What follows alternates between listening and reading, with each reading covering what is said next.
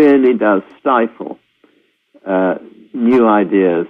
And I think the peer review has got to be scrapped. It's a disaster. One of the things I also really appreciated was that in your discoveries of the Lost Empire of Atlantis, that you were even willing to be wrong. 1421, most of that evidence is true, but you just brought more information, which changes things a bit, doesn't it? It does, yes. Talk about that. I want you to talk about that because one of the things in revisionist history that people have to really get in their gut is that you have to be willing to be either wrong or with the advent of new knowledge and new discoveries, there's a recontextualization, new timelines come in. Yes. So you can't be tied up with having to be right about everything. Well, I couldn't agree more. I must say, when I found out in Christmas 2008 that there were people who were sailing the oceans long before the Chinese, it really took me aback. And I confess that for a while I thought, well, this is going to do me a lot of damage. You know, do I really want to go ahead with this book? And then I thought, well, it's true, the information's there, it's bound to come out sooner or later, so I better bite the bullet and get it published. It doesn't destroy the context of 1421, because 1421 was like a frame of reference, like, wait a minute, there were people before Columbus. But really the context is there were people before people, and there were people before them, and it's all about the new timeline and new knowledge coming into the situation. So you've established a frame of reference. Columbus did not discover America. But maybe we end up finding out that before the Atlanteans, before the Minoans, there was a group. It's a really fundamental thing one's got to take on board. You're quite right. One's got to accept one's wrong about certain things and right about other things, and we're all on a process of discovery, really. If you take, for example, the determination of longitude, which is a very important matter for a seaman. Can you also give the context of your background as a navigator yourself, if you could? I was a navigator of a submarine, or captain of a submarine, for 7 or 8 years, and obviously one had to know how to navigate one's way around. Well, in those days, we did, in the first submarines I was in, we didn't have satellites. Satellites have revolutionized navigation, of course. So we had to work out where we were by the stars and the sun.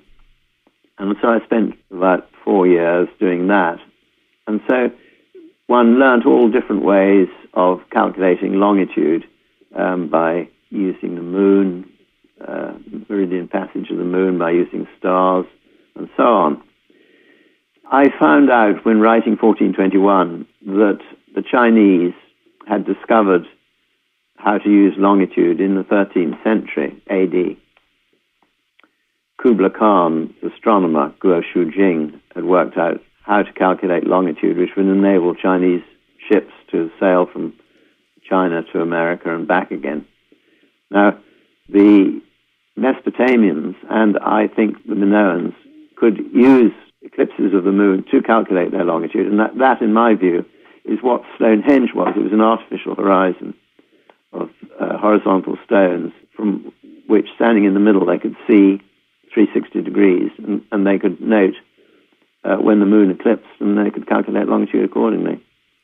You said that Copernicus did not discover that the Earth and the planets revolve around the sun, that the Babylonians did with stargazing. Talk about that.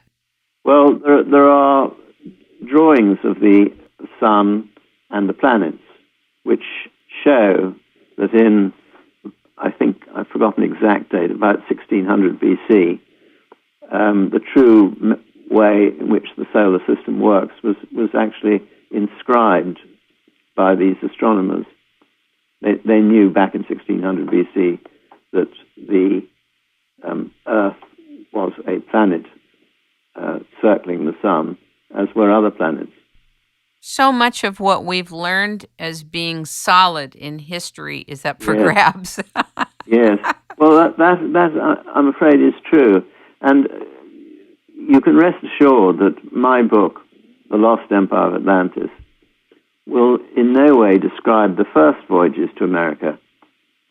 There were people who, one can say for sure, sailed from the Eastern Mediterranean to the Americas in big numbers 6,000 years before the Minoans did. Now, how do we know that? Because DNA, of the huge advances of genetics and DNA, and there's a very well-regarded study which shows that American peoples who live around the Great Lakes have a haplogroup DNA. Explain what a haplogroup is to people. Well, a person's DNA can be used to describe the person's parentage. Now, until recently, it was thought that America was populated by peoples who had a certain type of DNA called A and B and C and D, and that was it. So they were unique, and the argument was used to say they came across the frozen Bering Straits. Well, now, recently, there's been a fifth haplogroup called X-ray 2, which is found where the Minoans originated from, that's eastern Anatolia, where they settled, that's Crete and Thera and the islands in the Mediterranean, where they traded, that's the Orkney Islands and the Americas, and nowhere else. So you can see this is a fingerprint of the Minoans in their empire, trading empire. Now, the interesting thing is that there's this X-ray 2A haplogroup has been found in substantial numbers by people who ended up in the Americas from Eastern Mediterranean 6,000 years before the Minoans. So I'm absolutely sure that there were seaborne voyages 6,000 years before the Minoans to the Americas. And I think that it'll go on further and further back, and very soon somebody will come up and write a book about people who sailed from the Eastern Mediterranean to the Americas in big numbers, 40,000 BC. We push back the frontiers of knowledge, and we find the people were a hell of a lot cleverer than we give them credit for thousands of years ago. To what extent does the historical bend of someone doing DNA evidence testing come into play? Do you think that the discipline is completely integrous and clean? Is there political bent? What's your take on it? Certainly not a political bent, I think. You think it's pretty pure? I think so, yes. Okay. Should I say that there are some geneticists who are pretty timid? For example, there's a people who've been cemetery being found in a bog in Florida, and the people there have a very distinctive European haplogroup DNA, and there was a lot of skeletons, and they've been dated for I can't remember how long ago, but a hell of a long time ago.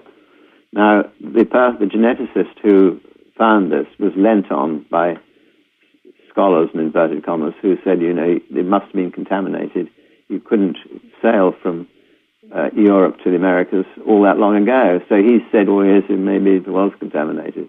But I think he should have stuck to his guns. There's a lot of pressure on people in this area. There's a lot of pressure on people. Pressure, and that's where I'm so incredibly lucky, because, to be quite honest, I don't give a stuff what the so-called experts say about my work. The readers are what count, in my view. So if they get worked up, readers get worked up and say this is rubbish, then I take it very seriously. You also shared like a tidbit about Napoleon and how he died, that he was poisoned with arsenic from the wallpaper in his prison. Yes. And arsenic has come up a few times with copper. Was it copper? Yes. Talk about that. Right. I thought that was very interesting. It's a little tidbit, but it was kind of interesting. Well, you need to make really good bronze, you need copper about 88% and tin about 12%. There is a way of making bronze, an inferior bronze, without tin, and that's by using arsenical copper. Now, the problem about this, which was not found out for a long time, was that the arsenical copper produced fumes of arsenic, and the poor smiths got disfigured and died by smelting using arsenical copper.